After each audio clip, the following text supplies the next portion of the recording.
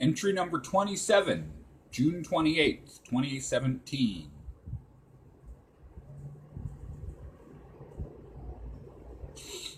Last entry, I forgot to mention that the night before last, I threw away my burger because it didn't smell right to me. It had a strange sweet odor.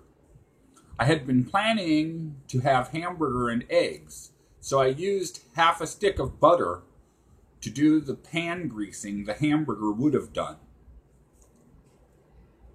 After I wrote and videoed the last entry, I walked to STP.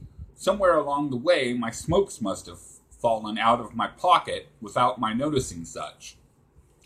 I was down to 5. That's 5 smokes I'll never get back. And someone probably got lucky. Oh well, I've had plenty of luck myself. I went to STP to see if Scott was there. He came out of nowhere and startled me slightly. Before that, I noticed I had no smokes, but figured I'd left them in my room. Scott told me he'd emailed me and asked hadn't I got it. One thing I've neglected telling the gentle content beholder is that Gmail doesn't let me read the replies from non-Gmail email addresses. At least not on my phone.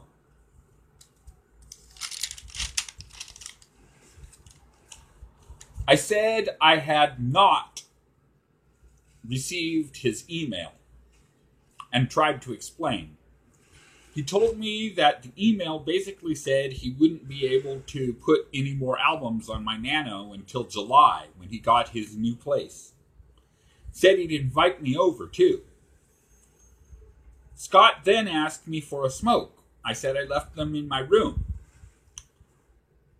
I said I left them in my room, but that he could follow me to the estate if he liked.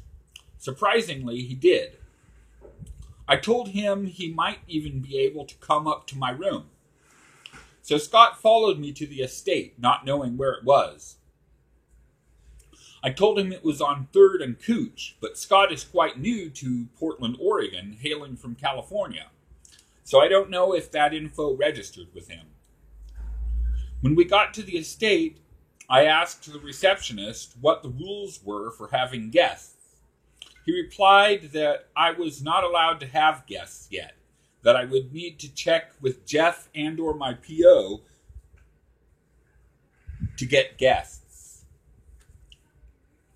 So I had Scott wait downstairs. He waited outside.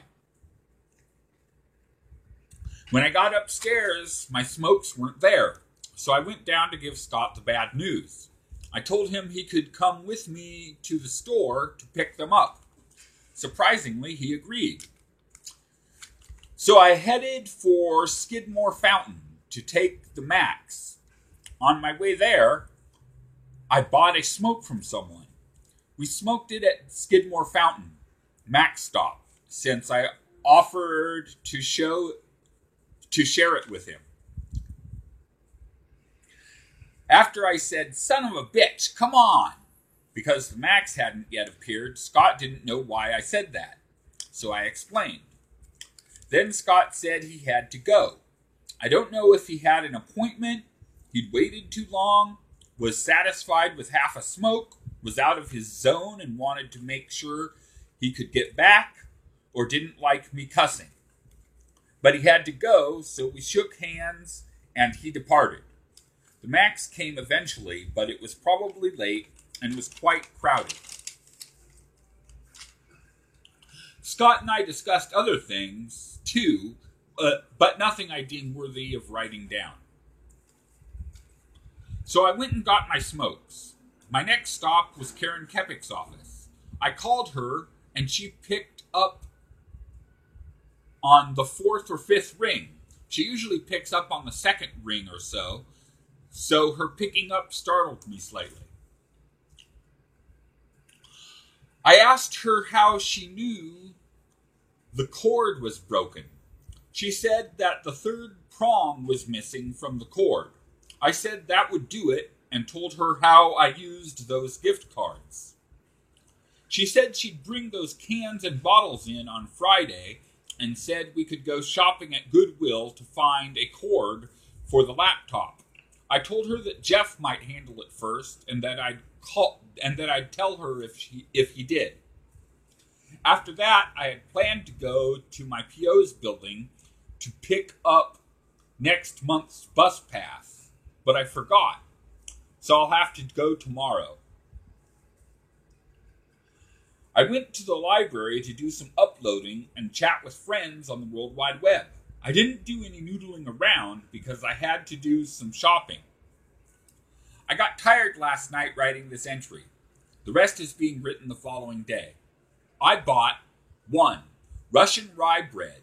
It didn't look as good as the Jewish rye bread, but I thought I'd give it a try. I've tried it. I think I'll go back to the Jewish rye or try something else next time. 2. I renewed my supply of apricot jam. Apricot is my favorite jam. 3.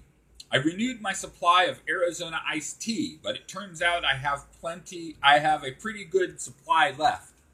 4.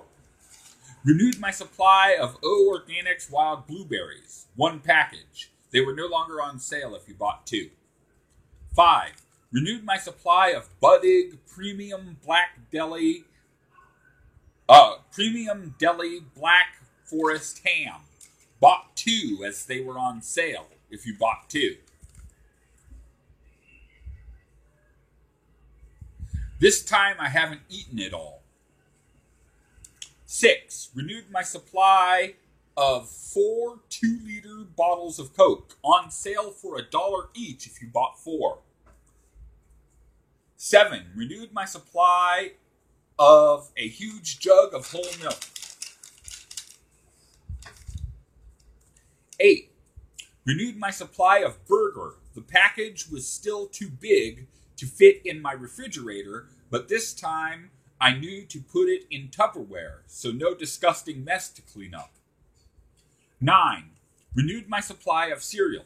This time I bought Crispix. It's basically like Chex anyway, and there was a huge markdown on Crispix. They get soggy even faster than Chex. I prefer my cereal soggy.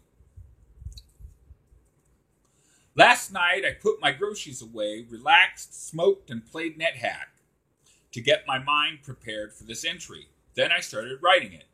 I finished most of it, but it got late.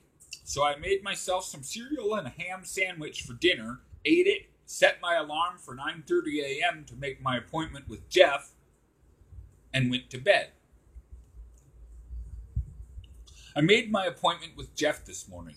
A power cord should arrive tomorrow from Amazon. He is no longer as certain I should hook up with Voc Rehab.